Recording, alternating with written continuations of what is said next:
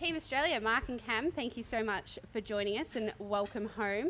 How does it feel to be the host country this week? Yeah, it feels good. Second time I've done it. Obviously the last World Cup in 2016. We had a lot of fun. It wasn't the result we're after, but it's nice to be back here in Melbourne and representing our country. Hopefully we can play well and do everyone proud. Cam? Yeah, I mean, it's my first World Cup. Playing with Mark, awesome guy. I think we'll have plenty of fun out there. Great location, great golf course. We've been out played all 18 now, so the course is in amazing condition, and I think it should be a good week for everyone.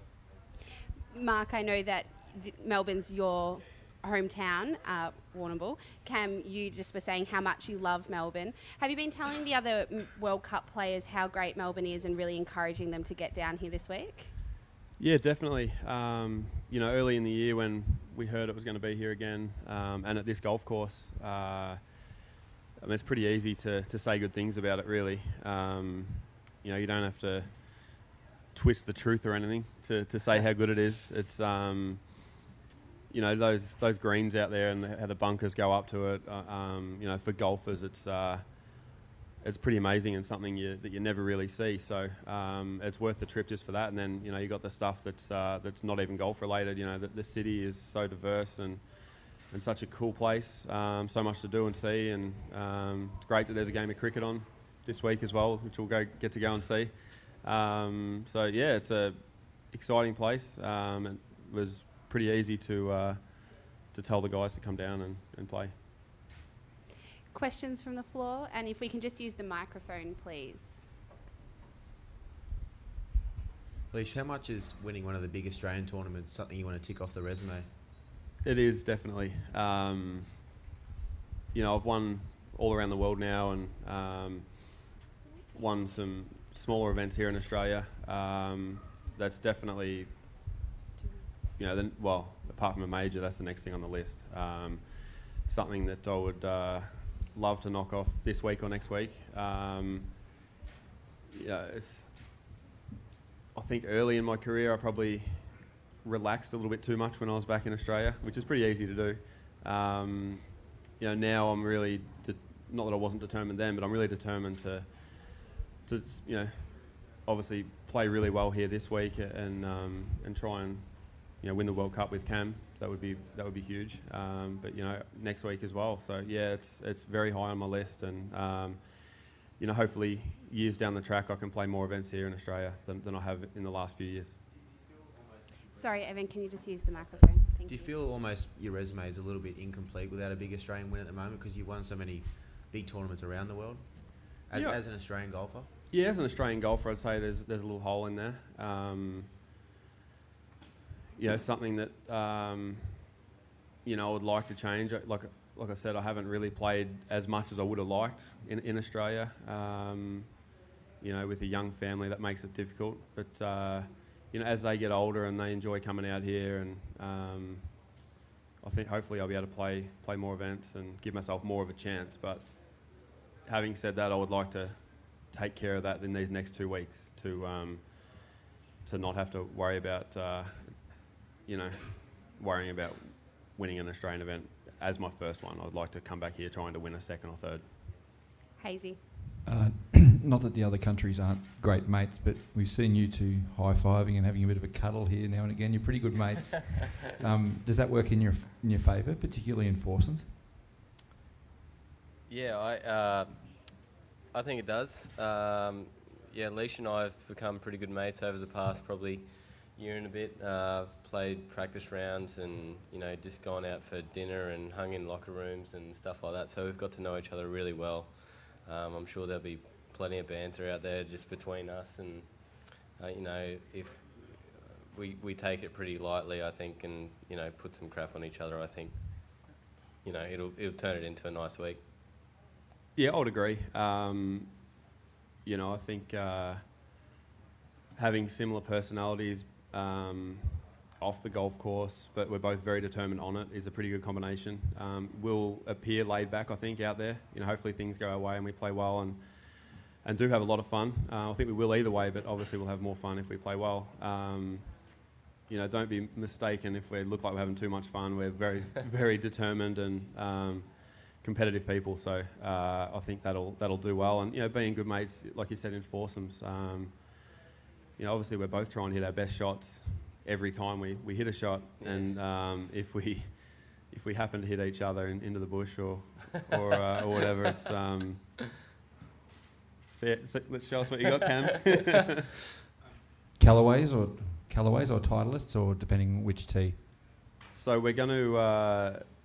I'm going to tee off with Cam's ball, so he's hitting his approaches with his golf ball. On the par threes, I'll tee off.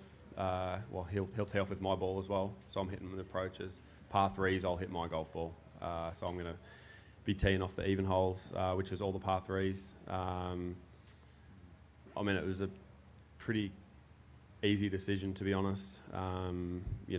There's a few holes that go pretty sharp left to right, which are all even, and a few that go right to left, which are odd. So yes, they both set up pretty good. So hopefully, we can take advantage of that and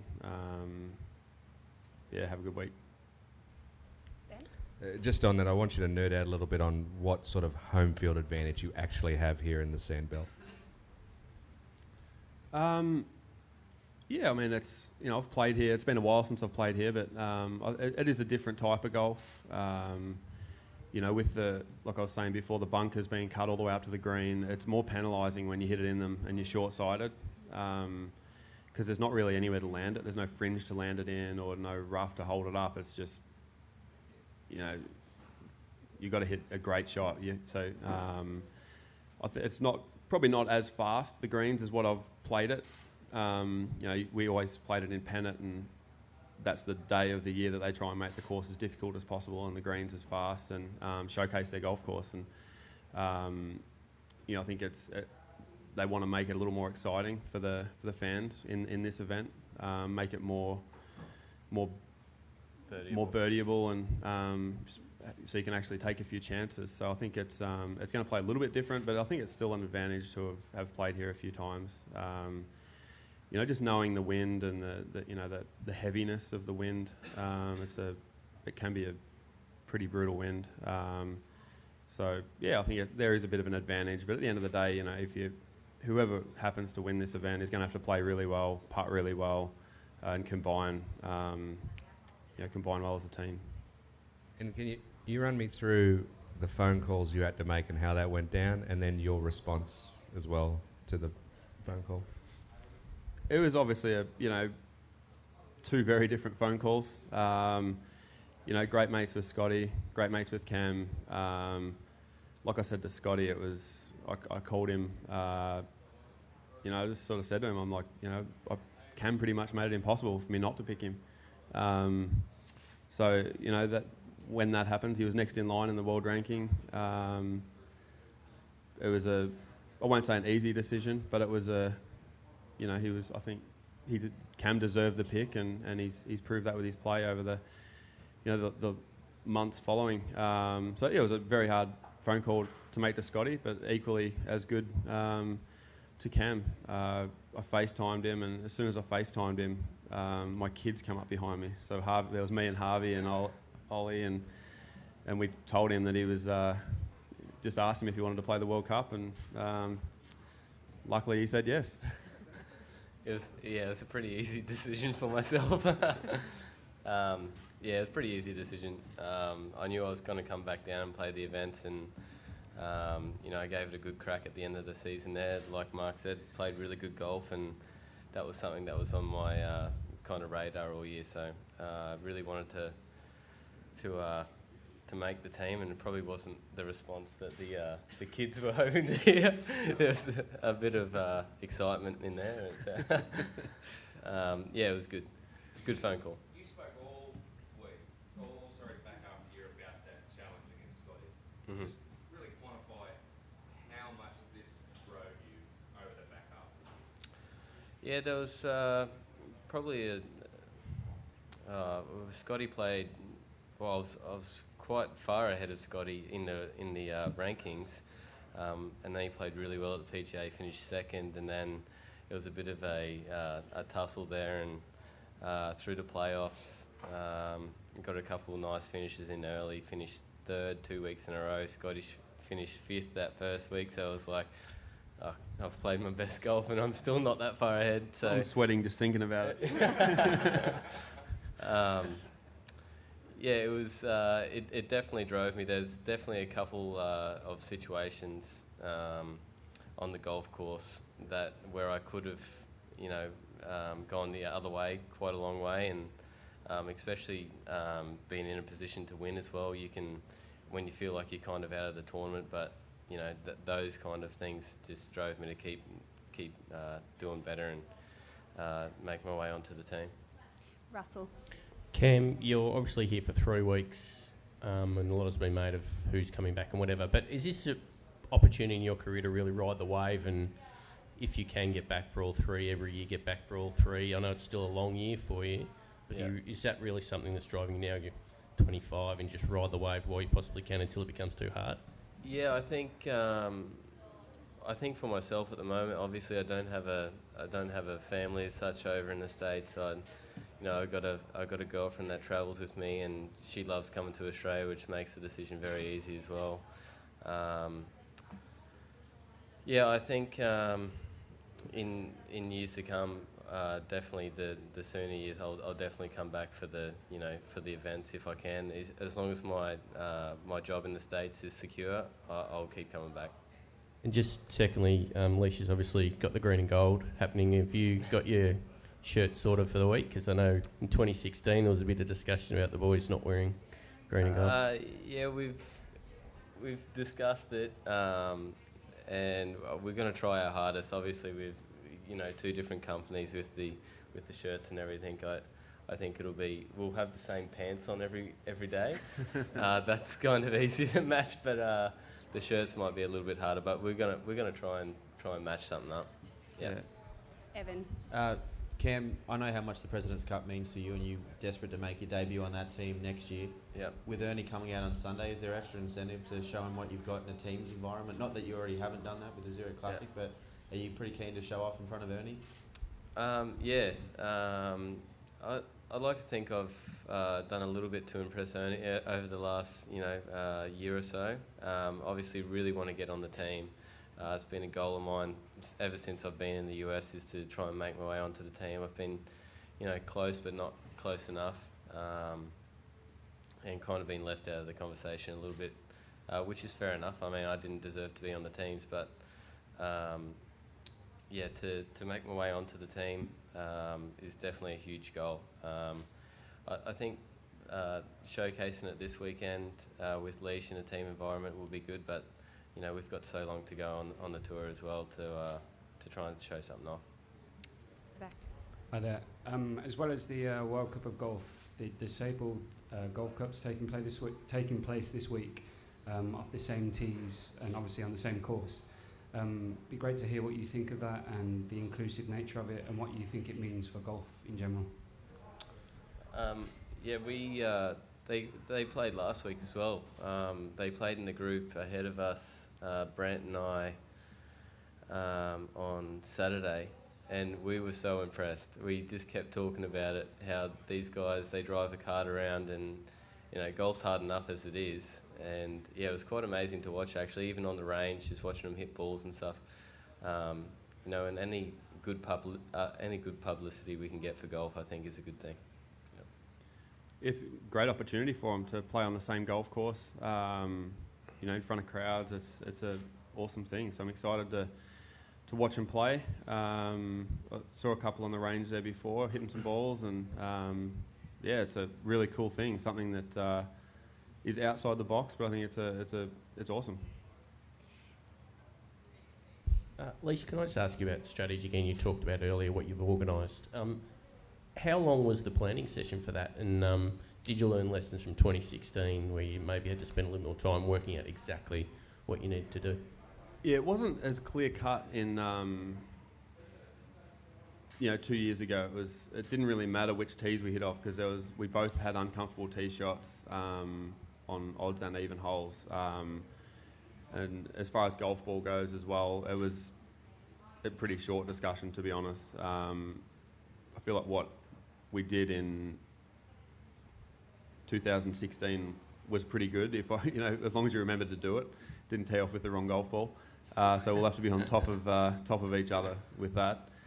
I did that once or twice. Scotty got up and had to hit a Callaway in for his second shot.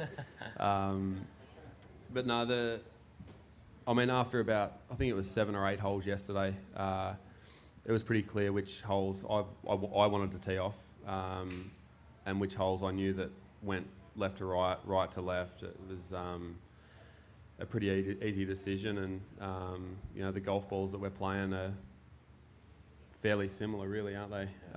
So it's the golf ball's not going to be an issue. I think the holes are going to be, they should set up pretty well for us. Obviously, we have to still play very well, hit good shots, but we're not going to be able to blame uncomfortable tee shots or anything. Justin?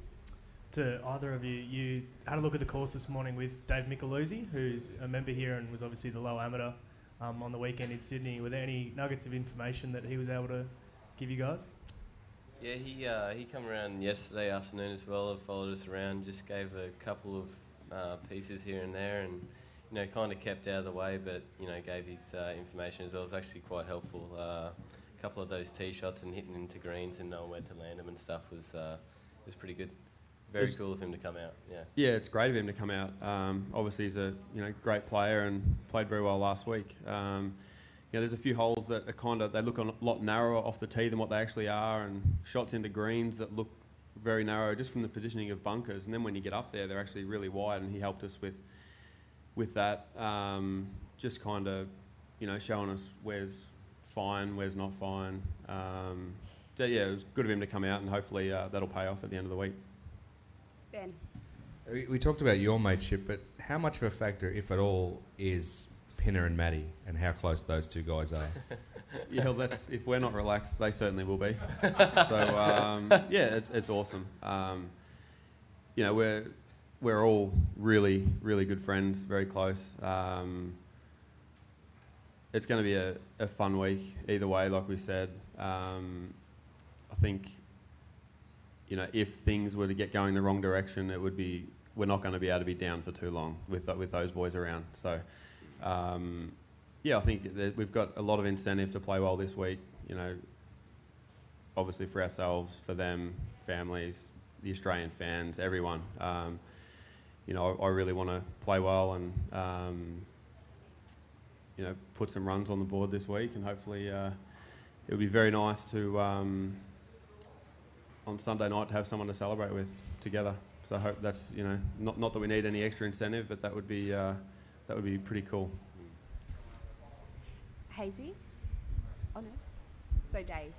Guys, club golfers think they can birdie every hole on a 4-ball. I'm just fascinated on what your approach is, and there's makeable par 5s here, virtually all of them. And do you have a number in your head that you go out with in that sort of format?